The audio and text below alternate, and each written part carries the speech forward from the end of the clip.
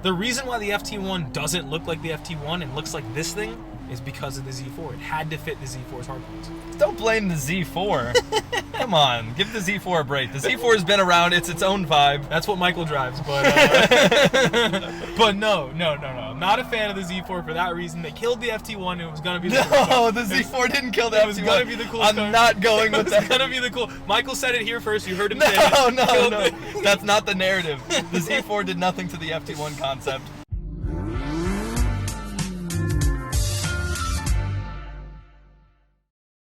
Hey everyone, welcome back to Gear Glazers. I'm Kyle, and this is Mike, aka the Microwave. Okay, that's a new one. You like that one? That's solid. That was terrible. And today we're entering a new series titled JDM Legends Reborn. Now, in the 90s, the Japanese market set the world on fire with some of the coolest cars ever. And almost 3 decades later, those cars are back in final form. And we're here to find out if they live up to their namesake. We're starting the series with none other than the Toyota Supra. Mike, talk to me. Now, you might be wondering, what happened to the Japanese sports car? Yeah, definitely. Because how did we get here? It used to be the coolest thing of all time, and now it's, I'm going to get berated in the comments for saying this, but like, could be better. It's coming back. Could be better. It's coming back. The Japanese sports car is certainly on an uptrend, in my opinion. I think we see a lot of really, really cool ones coming out. I have to agree that it's on the uptrend. It's certainly on an uptrend. For sure. I mean, literally just this week, we saw the announcement of the Prelude. Yeah, the Prelude looks sick. Yeah. What's the new MR2, the new Toyota that they're coming out with? They've been teasing an MR2. Yeah. That one's going to be sick. Dude, Mazda's been teasing the RX-7. That's true. The RX-7 is going to be sick. Even the Prius Prime's kind of hard. Prius Prime goes so hard, dude. Prius Prime goes hard. Too bad the original Prius was never a Japanese legend, so we can't bring it into this series. But maybe in the future. Yeah. Maybe when the third wave of Japanese sports cars comes, then we'll be able to say something about the Prius Prime. So, I love that question you asked to start this episode. Like, what happened to the Japanese sports car? And why is Toyota partnering with companies like Subaru and BMW to make cars? Yeah, those are good questions. But the first thing I want to know is, like, tell me about the older cars. Like, I know that you know a lot about that. I don't know too much about it. But, like, just the late 80s, 90s, like, what happened to the world where it was consumed by Japanese cars? Yeah. Well, I mean, everybody has their own take on, like, why Japanese cars came to be what they were going to be. There's all these things about how the Japanese economy was on the uptrend after World War II, how they were just finishing their rebuilding, and they came with, like, a new fervor for technology. We also know that the fuel crisis, we were rolling off of that. Yes. And during the fuel crisis, we had all these American and German car manufacturers who were used to building cars with much larger engines have to suddenly figure out how to make efficient engines, whereas they're good at building small engines. Japanese car manufacturers had been doing 4 cylinders for forever. So like they were cars. way better suited to ride out the fuel crisis and come out of that with more powerful, and as we know, more efficient cars also means more, like, faster. Yeah. So. That makes sense. And also, like, there's a really important dynamic when a car is very light, and it's kind of something that you can't overcompensate for, even with horsepower, and you feel the difference. And Japan's been really good at making lightweight sports cars. Yeah. And rolling into the Supra as a partnership between Toyota and BMW, there's actually a really, really interesting story about that partnership. Do you know why BMW and Toyota partnered? No. So. Oh, are you going to tell me about the hydrogen? Yeah. I've heard it. If you can tell me the full story, though. Yeah, no, I mean, in 2011, Toyota and BMW decided that they wanted to make their cars more sustainable. Part of that was going to be working on alternative fuels, and hydrogen fuel cells were going to be one of them. Okay. Another side of that was weight management. They wanted to develop lighter weight materials to build cars out of. BMW did? Both of them. Okay. So they came together and said that we're going to form this partnership to save millions in research and design these cars alongside each other. Okay. And they announced, along with that, they're going to be designing a supercar or a sports car together. And that sports car that they announced in 2011 turned out to be the FT1 concept, which turned into the Supra. Yeah, we're going to get to the FT1 concept and all those things. That's insane. But yeah, that is super cool, and I think it is worth noting from the beginning that this is a BMW. Like, this is a BMW. No, I mean, that's like the PR friendly story, but if you ask me what really happened, I think I think the Toyota engineers went to the BMW headquarters. They walked in on their way to the drivetrain team to talk about taking back the straight six engine from the only company that still made straight six turbos. Okay. Because they didn't even know how to make straight sixes anymore. They abandoned that engine back in like 2003. Okay. On their way to talk to the drivetrain team, they took a small detour and went to the sedan designing department, stole the designs for the Camry TRD from the M3 concept designers, as we know. Oh no. And then they pulled up to the drivetrain team asking for that straight six engine, and they said, hey, you know, you remember what we did for you in World War II? Pay it back and let us hold a straight six engine for a couple years. All right, that's the craziest, that's got to be the craziest conspiracy, super conspiracy I've heard to date. It's all tied together with the Camry TRD. Yeah, that is super fascinating, and obviously we're going to get into the car that we're reviewing today, which is the Supra, just talking about the cultural relevance, the significance, but like, we're going to do our own series on the JDM legends themselves, like the Mark IV Supra. Yeah. But like, if you could just tell me a little bit about that, like, how did we get here? Like, this car came out, and people are like, oh, it's a Supra. What does that mean? Yeah. It's weird. It's like, the Supra kind of happened progressively. It didn't ever come into something. It didn't ever just drop and people were like, oh my god, the Supra's here. This thing we've been waiting for forever. That's not how it happened. The Supra was the product of generations that actually started out with the Celica. So Toyota made the Celica as like their base model sports car, and that was back in like, I want to say the late 60s, early 70s. At a certain point, they transitioned the Celica to a rear-wheel drive platform, and then they released a higher trim of it, and then they released an even higher trim of that higher trim.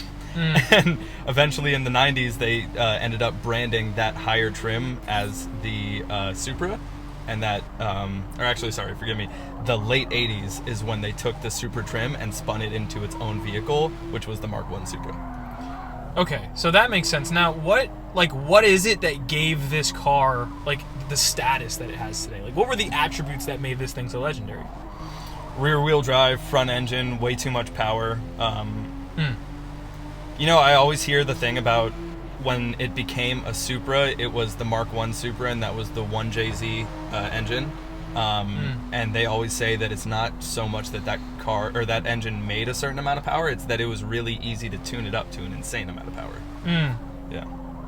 I've heard that too. It's like the kind of thing where like Japan put out a car that is reliable, super fast, super comfortable, has 4 seats, and you can just crank that thing 3x horsepower from factory essentially. Like, that's just insane. Well, the Mark IV Supra got such like a reputation for being an insane car because back in the day when there was a gentleman's agreement between the Japanese sports car makers to limit to 276 horsepower for fuel standards and public safety reasons. This is an agreement between who? Nissan, Mitsubishi, Toyota, Mazda. They were in sort of like a pony car race with the RX-7, the 300ZX, the Skyline, the Supra, and the Mitsubishi 3000 GT.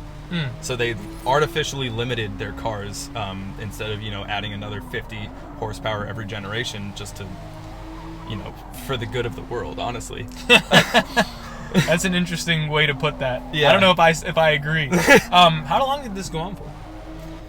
That was probably from like late 80s, maybe like 88, 89, all the way up through 2000, 2002-ish. Wow.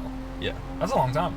Yeah, and that's why you really don't see these cars creep up past 276, but I did want to say that the Supra got its reputation for being fast because Toyota kind of fudged those numbers a little bit. Yeah, that makes sense. Yeah. So, now talking about this car, this thing was obviously like rivaling, I feel like, Germans at the time, like German sports cars, like this car specifically. Yeah. And like we said, it's a BMW. I thought something that Haggerty said was like pretty profound, and pretty much what they said was that Toyota was like the biggest car company in the world for 20 years, and they certainly had the money to develop a sports car. Yeah. But one other thing happened that I want to touch on. The last time Toyota developed a sports car, or the last 2 times, they failed. So one was the Mark IV Supra. If you look at the sales numbers, I can pull them up here, they are dismal. So when they developed the Mark IV Supra, like, that was a failure. And I know that that's like a crazy concept, and everyone online's gonna clip that bit and be like, kill him. But like, remember, the point of a car is to sell. Like, this is a for-profit business, and it did not sell very well. It's part of the reason why it's so rare and coveted today. So the next time that they tried that was with Lexus and the LFA. Another failure. So that we got the last 2 times Toyota made a sports car were sales failures. And something that BMW does well is sell. Especially like sports cars. Especially sports cars. The LFA lost money, didn't it? Yep, it lost money. It lost a lot of money. It lost a lot of money and is like top 5 coolest cars of all time. Facts.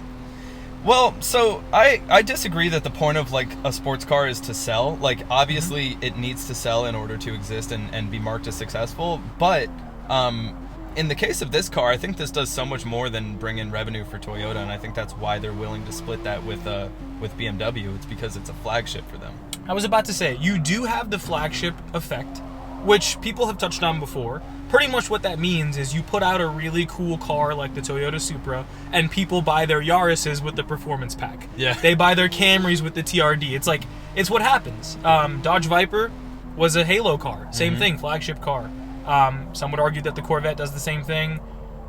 I don't know, man. I don't know. I still think that, at least to Toyota, being so pragmatic, like, they're not going to sell a car that loses money. No, yeah, not in this day and age.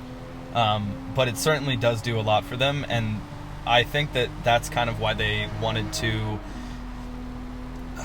curb their losses when they were developing this. That's why they went with so many BMW parts. That's why this thing is manufactured in Germany. Yeah, and Austria. it's worth noting, like, this is identical to the BMW Z4. Yeah. Like, identical, Yeah. essentially. Like, down to, like, you see those big fender flares you've got on the sides? Okay, those are, let me actually backtrack. This had the exact same hard points as the BMW Z4, which just means that there are tons of spots on the chassis that you cannot move and cannot change. So those, like, wide fender flares that you see are fake.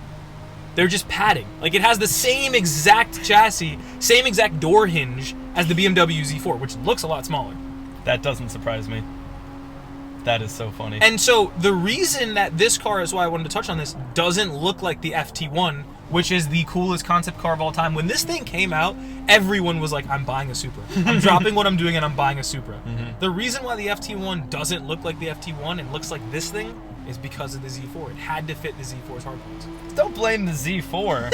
Come on, give the Z4 a break. The Z4 has been around. It's its own vibe. That's what Michael drives, but but no. I'm not a fan of the Z4 for that reason. They killed the FT1. It was gonna be the coolest car. The Z4 didn't kill the FT1. It was gonna be the coolest car. I'm not going with that. It's gonna be the cool. Michael said it here first. You heard him say it. No. That's not the narrative. The Z4 did nothing to the FT1 concept. Honestly, Toyota probably killed the FT1 concept because of what happened with the LFA. They were probably like, this is what we want to make, and the people at Gazoo Racing, who I imagine are in charge of making these decisions for bringing like performance cars in front of Toyota, do an insane job of making incredible concepts, and they have great designers. But Toyota definitely had to rein them in on this. Well, it was literally like, this thing was designed in California. And like the design team, literally, there's an interview of them talking about how they were working around the Z4 hardpoints. Z4 killed the Supra. I'm sorry. It's what happened. Oh god, that's great. Alright, what else we got? I'm going to do performance and price. Yeah, let's do performance and price, and then I'll move on to fun facts. Okay, cool. Alright, so now on to performance. This thing came in 2 configurations. 2-liter turbocharged 4-cylinder, 255 horsepower, 0 to 60 in 5 seconds. Spicy. 3-liter turbocharged inline 6, 382 horsepower, 0 to 60 in 3.9 seconds. Just barely made it under the 4-second mark. It's not very fast. No. It's not very fast. We know those engines very well. That's the B48 and the B58. The B48 you may know from your mom's X3. And the B58 you'll know from the 340i, which is arguably one of the best engines of all time. Definitely arguably. What do you mean? I'd argue that. You don't think the B58 is one of the best engines of all time? So you're not, this is definitely a newer engine. Like, you're not talking about like 2015? Okay. I don't know. You just started hearing about it. I feel like greatest engines of all time needs history. Well, it's coming off the back of the M54 and the N54 straight six BMWs, which are insane engines that go all the way back to the E36 M3. Or I guess the M3 had a slightly different variant, but all the way back to the E36. And the B58 is like the next evolution of that. Okay, I don't know if I can give you all time, but definitely great engine. Dude, I'm going to give it all time because, and here's why. Because the 2JZ is definitely an all-time engine. Okay. And this engine is strictly better than the 2JZ in pretty much any conceivable way.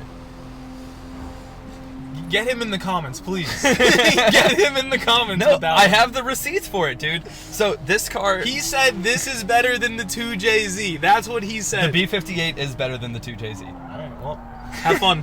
Have fun dealing with those comments. All right, so this price of this thing was $44,000 base, and then the launch edition was around $58,000. That's expensive. Yeah.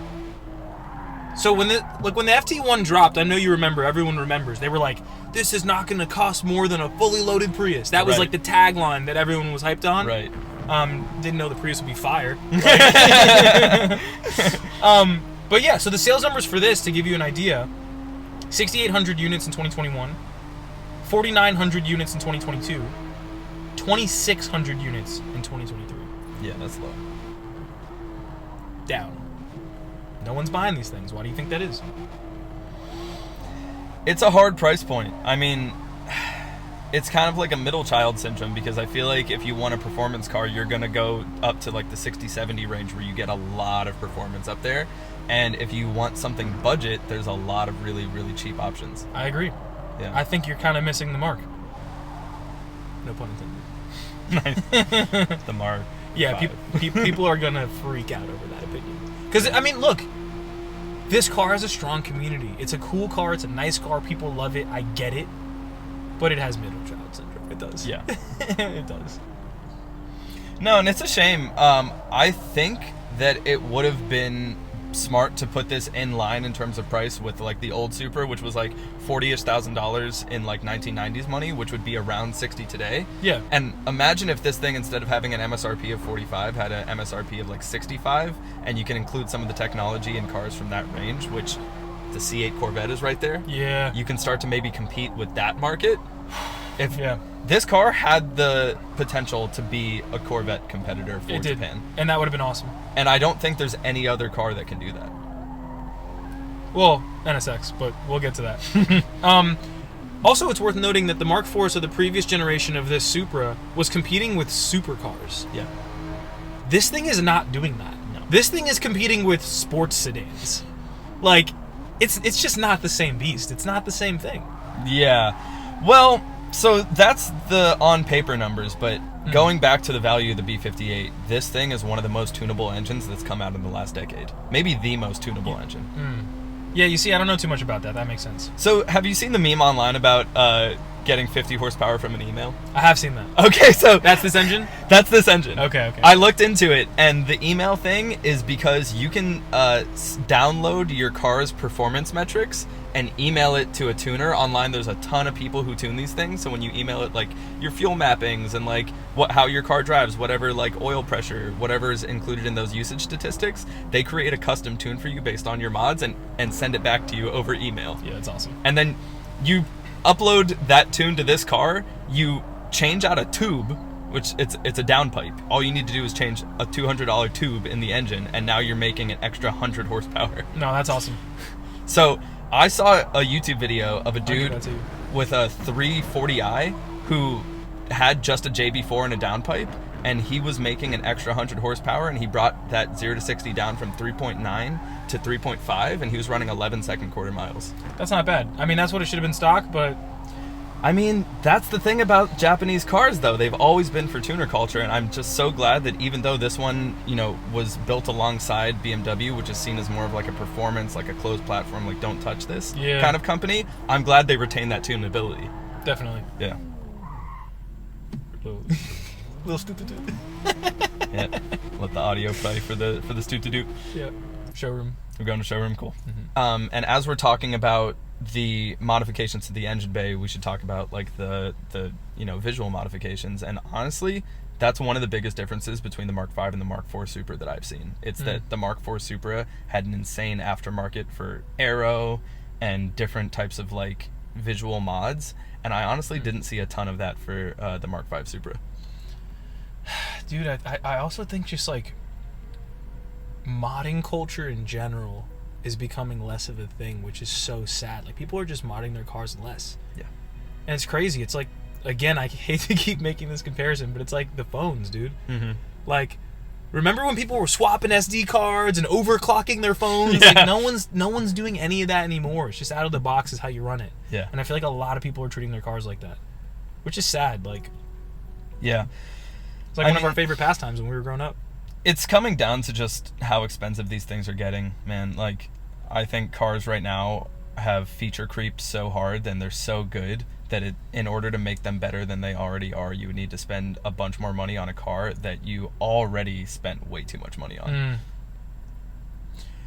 We're also talking about like newish cars, which like it takes a little bit of time for them to hit the used car market and be affordable to most people so that we can start modding them. And also, like, what are you gonna mod your car like you just bought it, void the warranty immediately? Like, that's for a special kind of person. Yeah.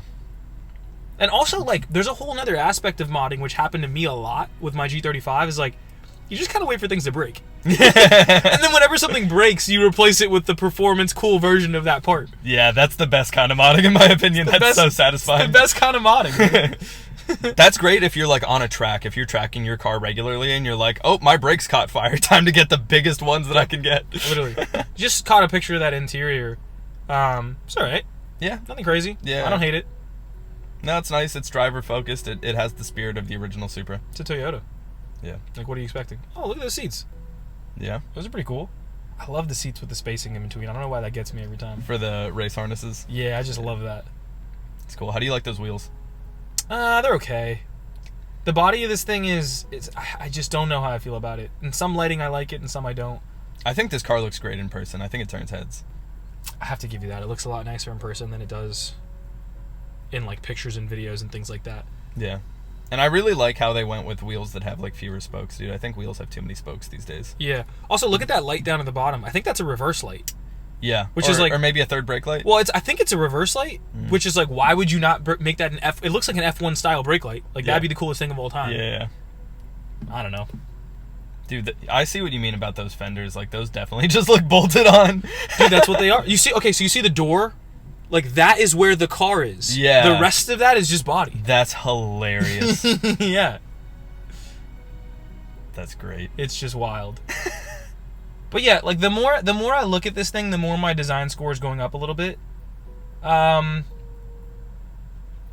not bad, man. It's not bad. No, it's a cool car, and they were working within budget. Again, I really wish that they could have, made this thing a little more expensive and then really went wild with it. If this car was like 40 grand, I don't know how you do that, but if this car was 40 grand, it would be one of the coolest cars of all time. Oh, sure. Like, because price has so much to do with what makes a car dope, because it has everything to do with what you're competing with and how much value you're getting. Yeah. This thing would have been a little bit cheaper. It would have been so much better. It would have sold a lot more for sure, and the aftermarket would have been crazier. Yeah. Yeah. Yeah, for sure. Another interesting thing about this Supra, compared to the last and sort of compared to the Japanese car lineage, is that this isn't made with aftermarket performance parts. Like, you remember all those 90s Japanese cars, and it's like, oh, Akabono made the brakes, and like... Yep, Recaro made the seats. Yeah, like, exactly. Yeah, like, everybody had stuff like that. I looked it up. There's not a single aftermarket part on this thing. That's a sign, man. Changing with the times. R.I.P. Speaking of the manufacturing process, I have a fun fact for you. What's up? All right. This is made in a plant in Austria, and that plant also makes the G-Wagon, the Jaguar E and I-Pace, the BMW Z4, obviously, the W Motors Fenir Supersport, and the Fisker Ocean. The what? The W Motors what? W Motors Fenir Supersport. I've never heard of that car. I think in it's my like life. a Saudi Arabian car I company. never heard of that. Sounds fire, though. No, yeah, it's super cool. In the past, this same factory, which has like a really, really long history, made the Chrysler PT Cruiser. Oh, no. Burn it to the ground. Hold on. Burn it to the ground. It exclusively made the E-Class all the way through 2006 to 2014. So think about the E55 and the E63 AMG. There was a wagon. I'll dap you up for that. And the wagon. It made the Chrysler 300C and the Grand Cherokee. That's pretty gangster. And from 2017 to 2023, it made the BMW 5 Series. PT Cruiser, burn it to the ground. Burn it to the ground. It's haunted, bro. It's haunted now. No, they only made the PT Cruiser there from July 2001 to July 2002, and it just tainted the whole history of that entire factory. Yeah, you can't get anything out of there now. It's got ghosts in it. No, it got acquired by this Canadian automotive parts manufacturer called Magna, and they brought in partnerships with Chrysler, which is obviously how they started making that. And you can tell that they were just like, oh yeah, here's manufacture this long list of cars, and they just snuck the PT Cruiser on there in tiny text. We gotta figure out how to review that car. That's just that's a spooky story. That's got to be a real life one. We got to get our hands on a PT Cruiser. I'm not touching that. Okay, well, it came really quickly. It's time for the Glaze score. Let's do it. All right, first things first, performance. What do you got? Performance. You know, I was going to be really, really strict with this thing and give it a low score, but I found out that you can bring it up to 500 horsepower with a downpipe and an email. So I gave it a 6. Okay, I gave it a 5, so I'm not mad at that. I thought you were about to go some crazy number. No, I had it at a 4, and I was just disappointed because I looked it up and it was like almost a 4-second 0 to 60. It's slow, but I gave it a 5 because I think the chassis is actually really good. Yeah. It was a joy to drive in the sim. I think it's a really good driving car. I think, like, how do you say that? Great driving car. Yeah. Great driving car. So I gave it a 5. I'm gonna stick with that. All right, that's fair. That's fair. Okay. Design. This is gonna be a controversial one. Yeah. What do you got? I actually put a lower design score than I think you think I would put. I gave it a 7. What did you think I think you were gonna put? Like a 10? 9. Oh my gosh. What'd you put? A 5. What? This thing doesn't deserve a 5? It's 6. 6 is my final answer. I'm going 6. Because you're right. I have been looking at it in the showroom, and I'm like, okay, it's kind of warming up on me. I'll give it a 6. It's better than the average. Yeah. Well, I was thinking about what we've reviewed the other cars so far, and I can't give this lower than, like, the AMG GT. Yeah, you're right. Okay. All right. 6 it is. Yeah. Okay. Value. What do you got? All right. Hear me out. This is going to be a big hear me out. 9. We're not hearing him out. I already knew. As soon. Okay, all right. Here's my case. Just get out of here. Here's my case. This is about as good value as you can get because... Okay, wait, hold on. I'm sorry. Value is supposed to be how much car you get for the money. Yes. Right? Yes. So think about what the best valued cars are. A Mustang GT. Yes. Ton of value in that car. I give that a 9. Yes. A C8 Corvette base, 65 grand, the performance you get, that I give that a 9. That might be a 10, sure. This car is $10,000 more than a Mustang GT and $20,000 less than a C8 Corvette. And I think it is both $10,000 better and $20,000 worse than both those cars. I'm going 6. It's too expensive. Like, this thing should cost fully loaded 50 G's. 50 G's. Nah. 50 G's. They couldn't have done it for that. How much does this car touch? What do we, like, 65 fully loaded? What are you thinking? Like, yeah, I mean, it'll probably get up to like 60ish fully loaded. That's ridiculous. This thing should be 50 grand, and because it's not, it's getting a 6 for me. Dude, that's wild. It's just so in line with those just like, landmark performance cars. Yeah, but it's too expensive. But it's $10,000 better than a Mustang GT. I think its price point made it hard to sell. I don't know about that. Dude, I don't know about that. Or 15,000 more than it. I don't know about that. This thing's way more tunable. This thing handles a billion times better. And stock. Dude, than a new Mustang? Dude, Mustang has come a long way. No, stock this thing blows a Mustang. It's come a lot. Every meaningful, statistic. I should get track times. Let's get track times. All right, car and driver lightning lap. Supra, 259 on the car and driver lightning lap. Okay. Mustang GT, 305. It's 6 seconds faster That's than 2015, Mustang. bro. Okay, so we looked it up. That's why you've seen Michael's facial expression change. Hold on. So, Michael, tell me the hot lap times for the Toyota Supra and the Mustang GT. All right, the Toyota Supra got 259 around car and driver's lightning lap track. The Mustang GT, Performance Pack Stage 2. This guy, dude. Performance Pack Stage 2, got a 253. Yes. Faster, better. Yeah, just What's the MSRP on a performance backstage 2? I want to see that. Show me those receipts. 45 grand or something. Like it's got to be cheap. Okay, while you're looking that up, let's talk about this. Supra sold 2,600 units in 2023. The Mustang sold 53,000 units. Why do you think that is? He's spaced out. He's spaced out. He's freaking out right now. He's trying to figure it out. Hold on, I'm trying to find this. How much? How much? It's 38 grand. Okay, so we looked up the price. What's the price, Michael? 38 grand. $38,000, and he gave this a 9 for value. Oh God. Change your score. All right. Change your score. I'll go 8. I'll go 8 because it's a little bit slower compared to a Mustang than I thought it was. $38,000. Look at it. Look at it. Look at what you're getting for 45 MSRP. Okay. All right. I should just go 4 to bring this thing down. I'll keep it at 5. Okay. Now that we've wrapped that up, perception. So, yeah. Obviously, we've done the poll. In perception, this thing ranked okay. Yeah. It ranked okay. It did worse than most of the cars we pulled, but it did a little bit better than like a standard 3 Series. It did a little bit better than I think a little bit better than a Bronco. It did better than the CTS-V and better than the Hellcat. Yeah. So I gave it a 5. So it did all right on perception. I gave it an 8 because I think that when you're driving it around, you don't see many of them. People don't really know what they are, and I think it has a lot of presence. Okay, well, I'll give you that. Yeah, I think most people see that Toyota badge and it's over for them, but crucify me in the comments for it. And yeah, I think with that said, that's the Toyota Supra. Thanks for watching, guys.